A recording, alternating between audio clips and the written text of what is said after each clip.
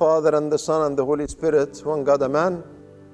All the episodes we talked before are almost in the 2nd century or early 3rd century. Now we're going to move ahead to the 4th century. And the 4th century, we can consider it the most important century throughout the history of the church. And when we say it is the most important, because it has major changes, major production of literature, major controversies concerning who Christ is he divine, or there is heresies that denied his divinity. So it's the most important century, I would say, in the history of the Christian church. One of the main reasons we say that, because a big turn that took place in that century. Before the 4th century, Christianity was almost consistently persecuted, and it was looked upon very suspiciously. But now, by the beginning of the 4th century, the emperor himself became Christian, Constantine the Great. And not just that, he tolerated Christianity. He considered Christianity one of the official religions of the Roman Empire. And he issued that in a decree which called the Edict of Milan, 313 AD. So it's a huge difference that Christianity experienced. Now it became tolerated, accepted, respected. Priests, deacons, bishops were very prominent figures and respected figures in the society. Relationship between the church and the imperial palace were close. There was communication between the bishops and the emperor and the imperial offices. All of that had impacted Christianity in a very huge way. Now, the issues of the church were able to be discussed ecumenically. I mean, we know that in that century, the 4th century, a huge heresy that affected the church and tried to attack it, but through the grace of God and through the work and efforts of the faithful bishops and the great teachers like Saint Athanasius, we know that God protected Christianity from being distorted by these heretical teachings. So we know that a priest called Arius, he started to teach against the established faith of the church, that Jesus is fully divine and fully human, and he started to deny the divinity of Christ, and he started to say that and strongly teach in different ways, using songs, hymns, to say that Jesus is not divine, that there was a time that Jesus or the Son wasn't there and he was created by God. He might be creating the Word, he is the one who created the Word, but he himself is created by God the Father, and there was a time that he wasn't there. Definitely this wasn't what has been taught by the church throughout the first 3 centuries. But the church had to defend and to stand against this strong teaching.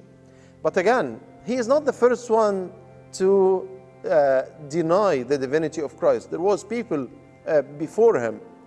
However, he was a very strong supporter to the idea of denying the divinity of Christ.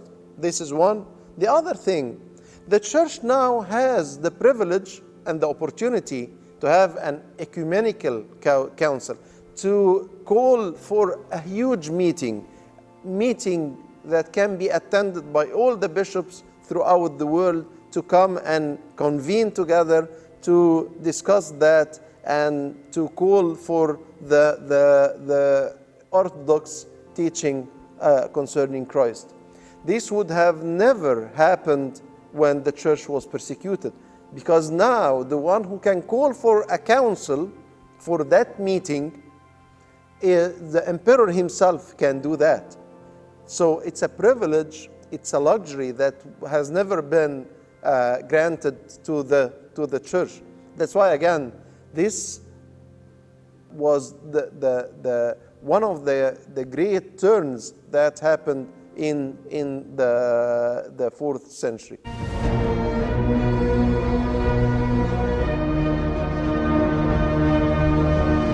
When we talk about the Arian heresy and the divinity of Christ, definitely we know that one of the very influential figures in the Council of Nicaea, the council where 318 bishops convened to stand against the heresy of Arius and the Arians, the people who followed Arius. The council took place in Nicaea, and it was called for by the emperor himself. The emperor attended and opened the council, even though he left the theological discussion to the bishops. But again, we know that one of the prominent figures and the influential figures in this council, and then in the whole Arian controversy, would be Saint Athanasius of Alexandria. When the council convened in 325, he wasn't yet a bishop, he was a deacon. And when we talk about Saint Athanasius, because we're going to dedicate this episode to Saint Athanasius, we don't know a lot about his early life. And we have two stories from the church history. One was written by one of the church historians, Rufinus, and he took it from Eusebius of Caesarea. And it says that he was a little kid playing by the shore of the sea of Alexandria, and the Pope of that time, or the Patriarch of Alexandria by that time, Saint Alexander, he watched Saint Athanasius as a little boy, as a kid, playing with the other kids, but he was playing a very interesting game. He was playing like a movie, or he was acting as if he was doing baptism. He was like he's a priest or a bishop and doing baptism. And this scene attracted Saint Alexander, the 19th Pope of Alexandria, or 19th Patriarch of Alexandria. He saw that, and he found that this little boy, Athanasius, was very accurate and precise on how he does the baptism. And he found in him a good seed of a great leader for the Christian church. And then he adopted him. May God bless the soul of late Pope Shenouda. He used to say that if Saint Alexander, the Pope, the 19th Pope of Alexandria, didn't do anything, it would have been enough for him that he adopted that little kid to present him to the church as the great theologian, one of the most influential figures and teachers and leaders throughout the whole history of the Christian church. So this is one story. There is another story that goes back to Sawirus ibn al-Muqaffa from the 10th century, that the parents of Saint Athanasius were pagans, weren't Christians, and that his mom wanted to make him marry, but he didn't want, and he revealed that he is Christian, and she decided to go and let him be baptized, and she was herself baptized by Saint Alexander, and that's how he knew Saint Alexander, the 19th Pope, and he became one of his disciples. Anyway, we are sure that he was a disciple to Saint Alexander, the 19th Pope of Alexandria, and he was adopted by him. I mean, he took care to teach him and give him the opportunity to be a leader in the church. Saint Alexander adopted, and he was dealing with him as a son. He was very close to him. So we can see the discipleship. I mean, it's a huge lesson to all of us, how that each and every kid, a little kid, can be a great leader in the church if we take care of all our kids. That's why we give a lot of care and to the Sunday school kids and the youth in our Coptic church.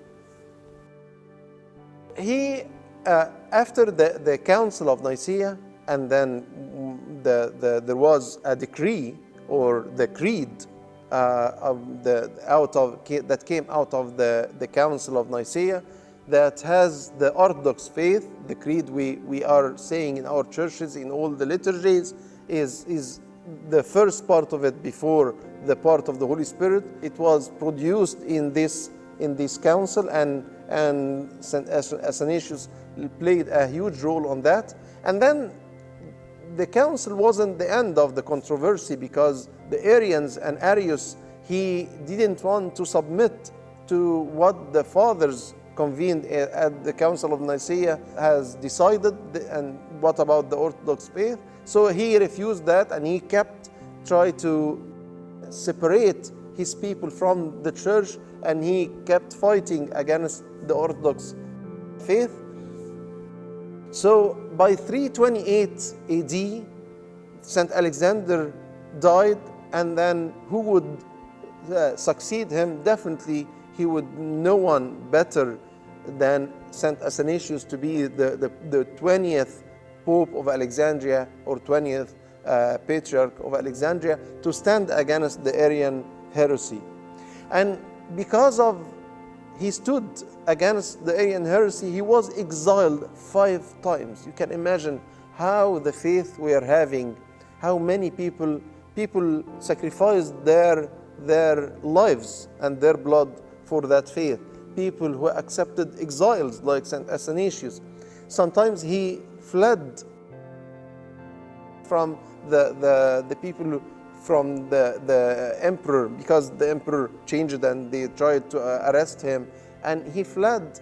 And he didn't flee for himself, but he fled to stand for the faith, because he was the leader to defend the Orthodox faith against the Arian heresy.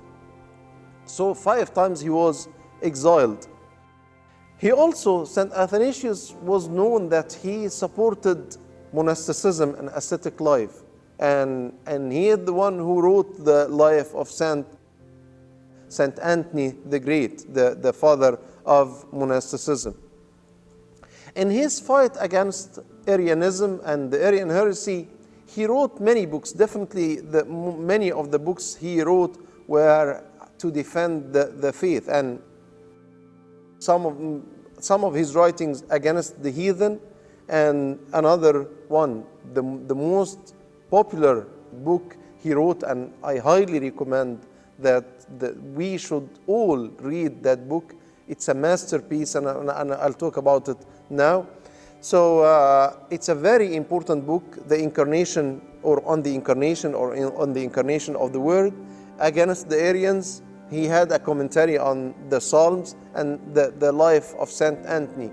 And Saint Anthony supported Saint Athanasius in his fight against the Arian heresy, and Saint Athanasius revered so much Saint Anthony the monk. And you can see how the church, even Saint Anthony, he wasn't a theologian, he was an ascetic, living a monastic life, but he wasn't separated from the church. He was supporting the patriarch who was defending orthodoxy. And the Orthodox patriarch was feeling that the monks and the monastics who are